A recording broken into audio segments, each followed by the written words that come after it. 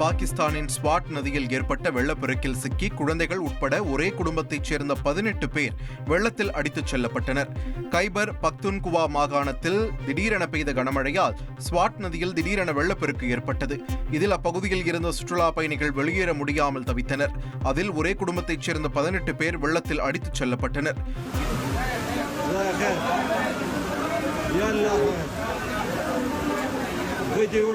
இதுவரை 9 பேரின் உடல்கள் மீட்கப்பட்டதாகவும் மாயமானவர்களை தேடும் பணிகள் தொடர்ந்து நடைபெற்று வருவதாகவும் அதிகாரிகள் தெரிவித்தனர்.